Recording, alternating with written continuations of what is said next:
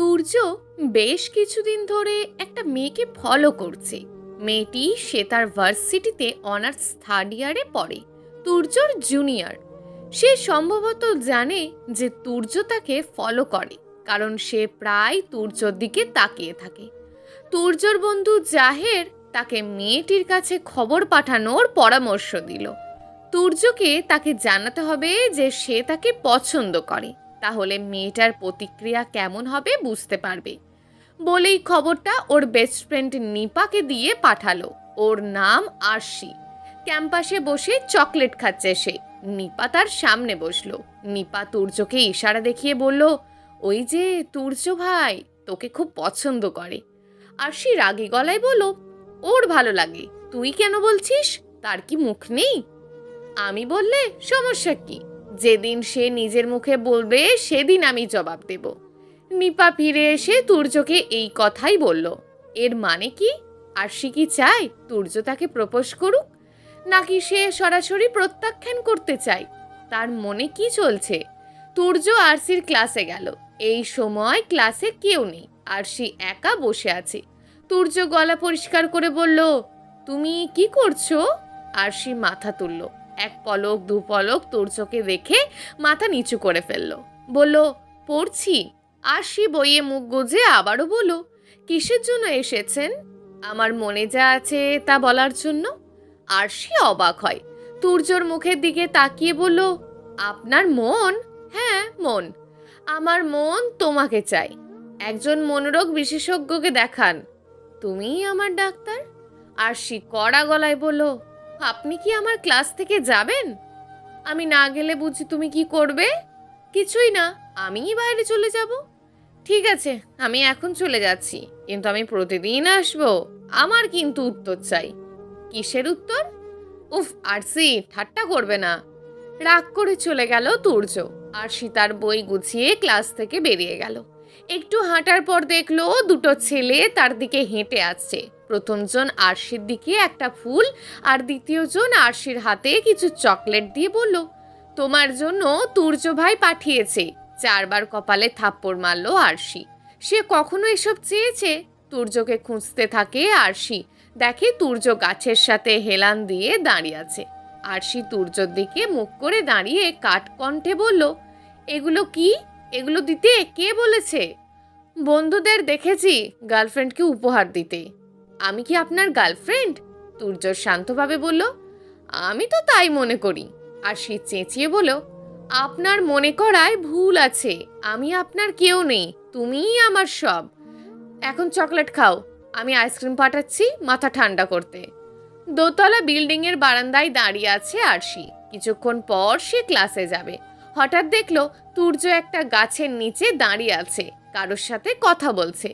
কিছুক্ষণ পর তুর্যকে তার পিছনে দেখে অবাক হয়ে গেল আরশি। মৃদু স্বরে বলল, আপনি ওখানে ছিলেন না? এত তাড়াতাড়ি এলেন কি করে? তুর্য ঠোঁটে দুর্বোধ্য হাসি দিয়ে বলল, তুমি সুতো ধরে টানছো তাই আমি চলে আসছি। আরশি কথা বলল না। সে তুর্যকে পাশ কাটিয়ে যেতে চেয়েছিল, আর সাথে সাথে তুর্য এতে তার সামনে দাঁড়ায়।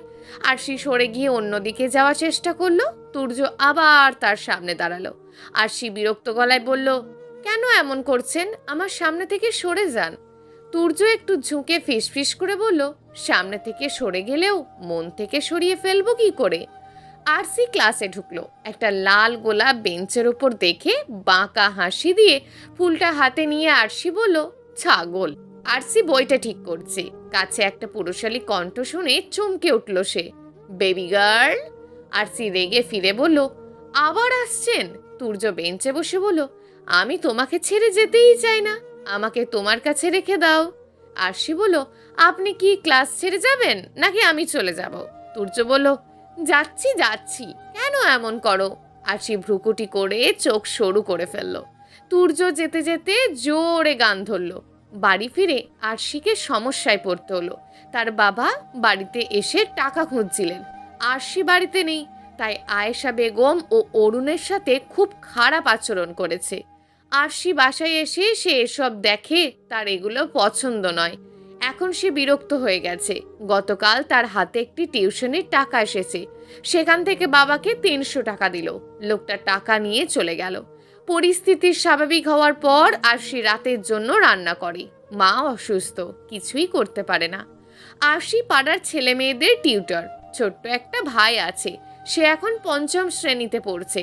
আরশি রান্না শেষ করে ঘরে ঢুকলো। মা মৃদু স্বরে বললেন, অরুণ কোথায়? অনেকক্ষণ ধরে তাকে দেখি না। দেখ মা, অরুণ কোথায় গেছে? আরশি বলল, অরুণ আমার ঘরে মা, ও পড়ছে। আচ্ছা, তোর কি রান্না শেষ হয়েছে? হ্যাঁ মা।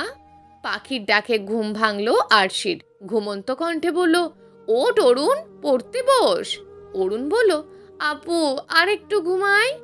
তোর পরীক্ষার, তুই ঘুমাবি কেন ভাই? তাড়াতাড়ি ওঠ। আরশি অরুণকে ঘুম থেকে তুলে রুম থেকে বেরিয়ে গেল। ঘর ঝাড়ু দিয়ে তারপর রান্না করে। আরশি আর অরুণ বাসা থেকে বেরিয়ে চলে গেল। মানুষ যা ভাবে তা সবসময় হয় না, কখনো কখনো এটির বিপরীত হয়। ভার্সিটিতে আরশির সাথে ঠিক এমনটিই হলো। তার সাথে এমন কিছু ঘটবে যা সে কল্পনাও করেনি। আরশির গালে হাত দিয়ে গেটের সামনে দাঁড়িয়ে আছে। আলভিয়া তার সামনে দাঁড়িয়ে আছে। রেগে বলল, তোর মতন গরিব মেয়ের জন্য তুর্য আমাকে পাত্তা দেয় না। আজ আমি তোমাকে উচিত শিক্ষা দেব। আলভিয়া আগেই আরশিকে থাপ্পড় মেরেছিল এবং তাকে আবার চড় মারতে যাচ্ছিল। তখনই কেউ তার হাত ধরল। তুর্যকে পিছন ফিরে দেখে আলভিয়া হতবাক হয়ে গেল। তুর্য দৃঢ় স্বরে বলল, তার গায়ে হাত তোলার সাহস তোমাকে কে দিয়েছে? কে দিয়েছে? তোমার এই দুঃসাহসিক কাজের জন্য আমি যদি এখনই তোমার হাতটা ভেঙে দিই, তারপর? আলভিয়া ভ্রুকুটি করল। তুর্য, তুমি তাদের মতন মেয়েদের জানো না, ওরা লোভী, তোমার টাকা দেখে মগজ ধোলাই করছে। তুর্য বলল, আরশি আমার পিছনে নেই, আমি তার পিছনে। আমি তাকে ভালোবাসি। আর একটা কথা মনে রেখো, আমার ভালোবাসার মধ্যে যে আসবে, কাউকে আস্ত রাখবো না। তুর্য এগিয়ে যায়। সে আরশির হাত ধরে গেট দিয়ে বেরিয়ে গেল। আরশির গালে 5 আঙুলের দাগ দেখা যাচ্ছে। আরশি তাকিয়ে আছে। তুর্য করুণ চোখে তার দিকে তাকিয়ে আছে। নিজেকে শান্ত রাখার চেষ্টা করেও কান্নায় ভেঙে পড়ে আরশি। তুর্য 2 হাত দিয়ে চোখের জল মুছে দিল। গম্ভীর গলায় বলল, খুব বেশি ব্যথা করছে? হ্যাঁ। কাঁদবে না, আমরা হাসপাতাল যাচ্ছি।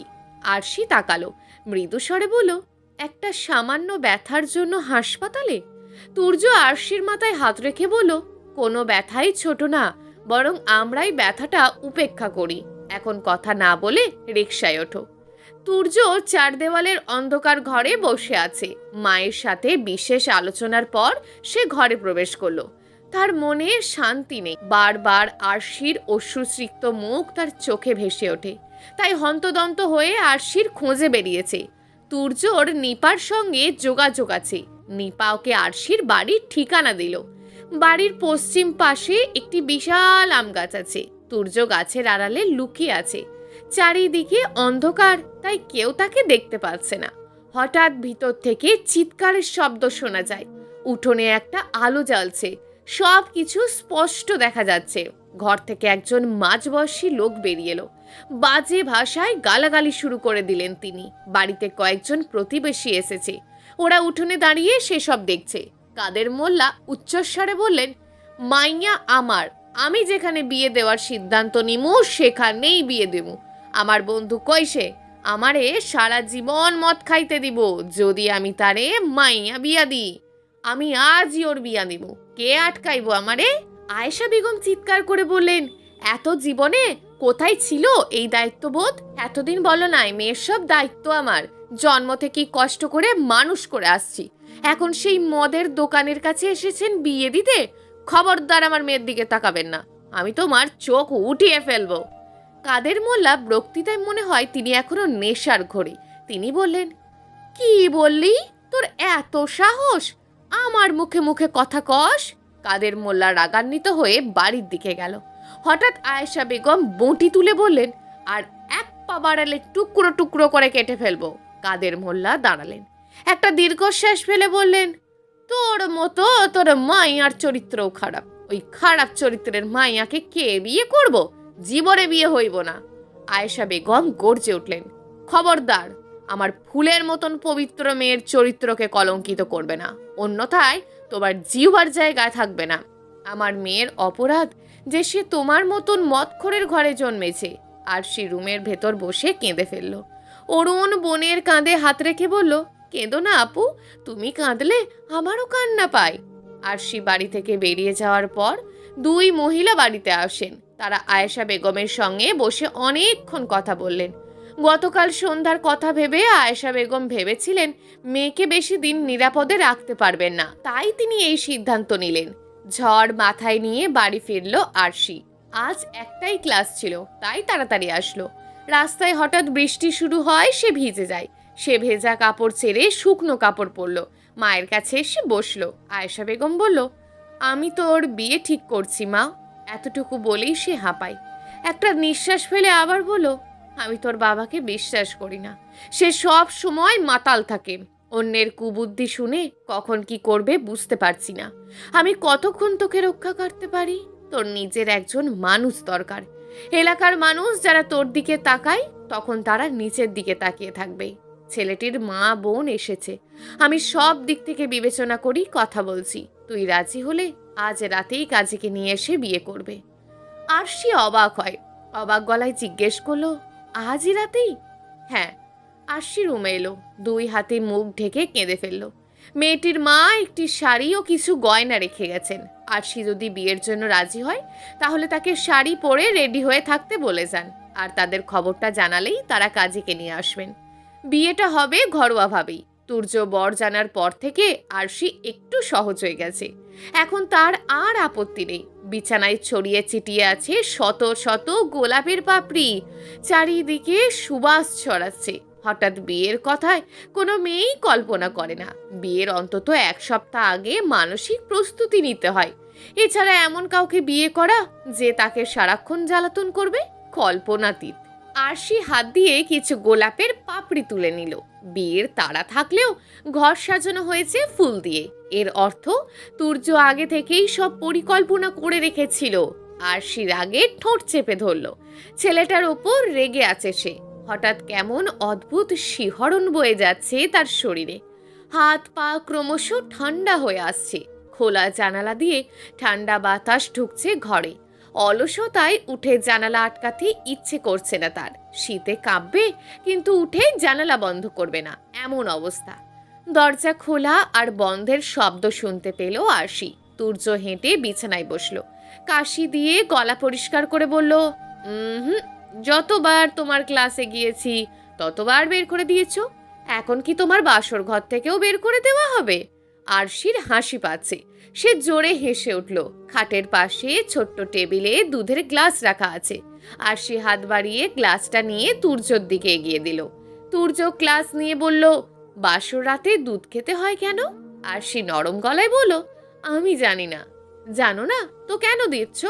আপনি আসার সাথে সাথে আমাকে গ্লাসটি দিতে বলা হয়েছিল। ও আচ্ছা, তুমি কি খেতে চাও? শক্তি তো দুজনেরই দরকার। আরশি চোখ পাকিয়ে বলল, কি?